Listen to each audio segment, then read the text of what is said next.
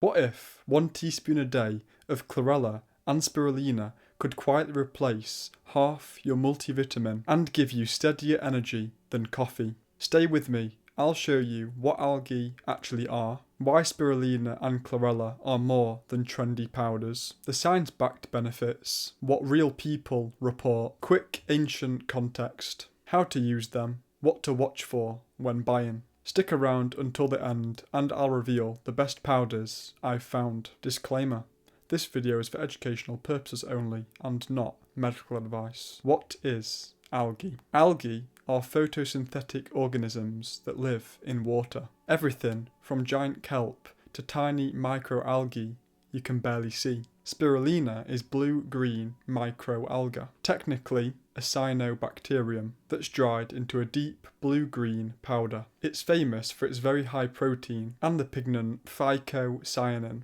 Chlorella is a single-celled green algae packed with chlorophyll. It has a tough cell wall that needs to be mechanically broken for human digestion. So look for broken cell wall on labels. Why they matter. They're tiny biochemical factories. Sunlight plus water, concentrated protein, pigments, minerals and bioactive compounds you rarely get from land plants. Now that you know what they are, let's break down what's actually inside them and what the science says. Benefits, nutrition, plus science. Here's the quick nutrition snapshot. Protein. Spirulina is extremely protein dense by weight and is a complete protein, containing all 9 essential amino acids. Chlorella is also a strong plant protein, though slightly lower in certain amino acids. Pigments and antioxidants. Spirulina contains phycocyanin, a blue-green pigment with antioxidant and anti-inflammatory effects. Chlorella is packed with chlorophyll, which supports gut health and detox signals. Micronutrients. Both supply iron, magnesium, zinc, B vitamins, and other trace minerals. Amounts vary by source. So what does the science actually show? Energy and recovery. Small trials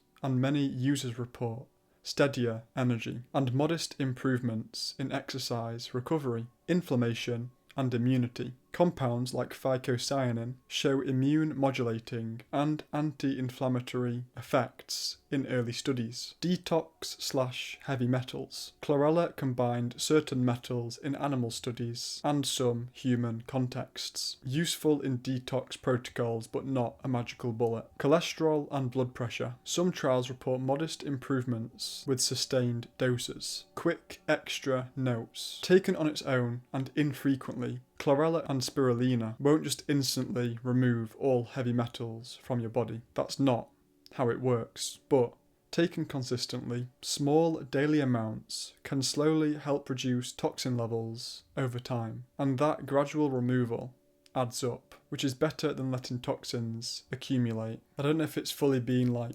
proven, but spirulina and chlorella have been known as blood clearing and good for your lymphatic system too, so that you don't smell from sweating. B12 note. Both spirulina and chlorella can contain B12, but not always. From my own experience and from what others report, it can help, especially if your diet and gut health are good.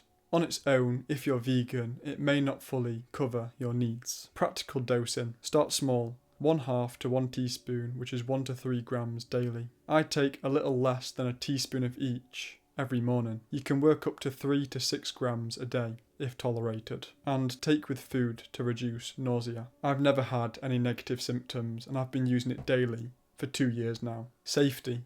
The main risks are contamination, microcystins, heavy metals, and immune stimulation. If you're pregnant, nursing, on medication, or have an autoimmune condition, talk to your doctor before starting. Science tells us what can happen, but real people tell you what actually does. Next up, their stories. Real people's stories. So I've changed these from people's real word-for-word messages and stories about chlorella and spirulina. Energy and focus. Some people say they swapped a 10 AM coffee for spirulina in a smoothie and noticed steadier energy without the afternoon crash, calmer alertness. Others report getting alert and focused from spirulina but without the caffeine jitters, digestion and skin. Chlorella users sometimes notice clearer skin and fewer sugar cravings after a few weeks, often alongside other diet changes. Athletic recovery. A number of athletes say they feel less fatigued and recover faster after adding spirulina. Detox. Many people use spirulina and chlorella in heavy metal detoxes and general detoxes alongside other ingredients. These are anecdotes, not trials, but patterns do emerge. Steadier energy, fewer cravings, and subjective improvements in recovery. Results vary person to person. Those stories tie into a long history. Algae and seaweeds have been used as food and medicine for centuries. Ancient practices and beliefs. Spirulina was eaten as dried cakes by the Aztecs and is still harvested in parts of Africa around Lake Chad as a traditional food source. Chlorella wasn't widely used in ancient times. Its tough cell wall made it hard to digest. But seaweeds and other algae have long roles in traditional medicines, from Chinese and Ayurvedic systems to Polynesian and European folk cures, prized for minerals, iodine and purifying uses. Today, modern green tonic rituals echo those traditions. History is fascinating, but today's biggest risk is contamination. Here's how to avoid it. What to look for when buying. Quick checklist for buying spirulina and chlorella. Number 1. Obviously, organic, certified. Like with most things, having things that are organic, it just removes the chance of certain negative things being done to them, like how they're grown or how they're processed. Number 2, third-party tested. Look for a downloadable COA, a lab report showing heavy metals and micronutrients results. Number 3, source transparency. The brand should clearly state where and how it's farmed. Number 4, chlorella has to have a broken cell wall. That's essential for absorption. Number 5, no fillers, pure powders or clean tablet ingredients only. Number 6, start small. Buy a small pack to test tolerance before committing. As I said at the start, I'll reveal the one I trust at the end. Quality over price. Cheap, unknown powders are where problems come from. Ways to use it. Forms you'll find. Powders, flexible, and tablets or capsules, convenient. Here are the ways you can use them. Green pint. Just mix some powders together. So your chlorella, your spirulina, maybe cacao powder. You can do what you want. You can squeeze some lemon in there. Smoothies. This is probably one of the best ways if you've got a problem with the taste, whereas for me, I just got used to it and it's not that bad. Like, it's for your health.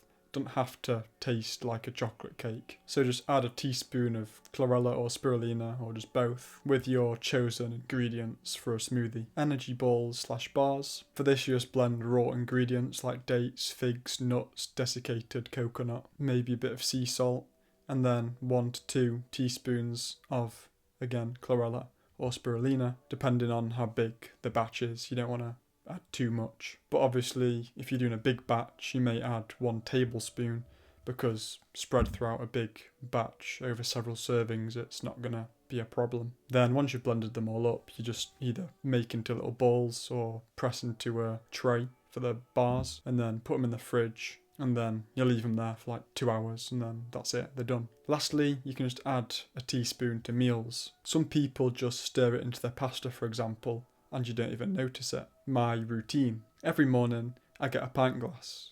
Then I add a teaspoon each of creatine, cacao, moringa, and of course spirulina and chlorella. I then mix all the powders together. Then I fill the pint glass with spring water. It's my version of Brian Johnson's Green Giant. I finish off by mixing it all together with my milk frother, creating a smooth, nutrient-packed morning drink that kickstarts my day. The best chlorella / spirulina for me. I use 7 Hills Whole Foods Organic Spirulina Powder, 200 gram, and also 7 Hills Whole Foods Organic Chlorella Powder, broken cell wall, 200 gram. Here's why. Both are grown in freshwater cultivation ponds in a pristine area of the South China Sea, far from industrial activity, and produced under strict purity controls. The spirulina is the Athrospira plantensis variety, harvested with mesh screens and dried using a spray technique designed to preserve nutrients. The chlorella is Chlorella vulgaris and is the broken cell wall variety, mechanically cracked with a high impact jet spray so the nutrients are accessible to us. They're 100% pure with nothing added, allergen-free, Soil Association Organic Certified UK, GMO-free and non-irradiated. Importantly, the brand tests for heavy metals and mycotoxins and is registered with the UK Vegan Society, which is exactly the kind of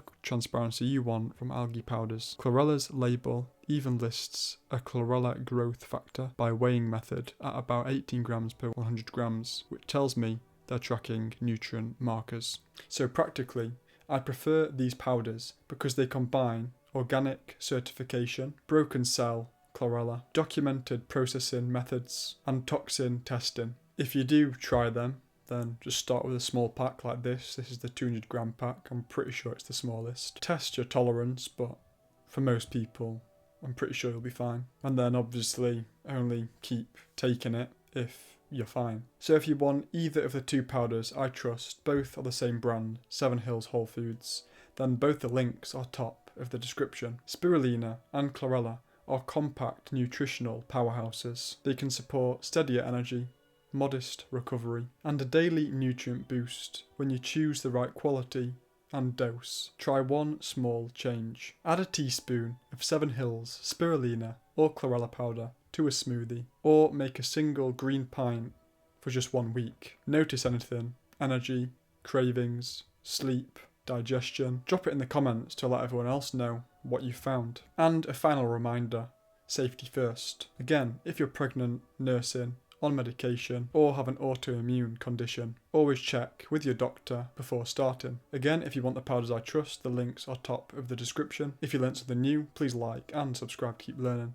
If you know anyone that's interested in this kind of content, please share this to them, as it really helps me out. If you're trying to improve your health, you will like one of the videos in one of the playlists on screen now. Thank you for watching, and see you in the next one. And remember, stay positive, even when it seems everything is against you.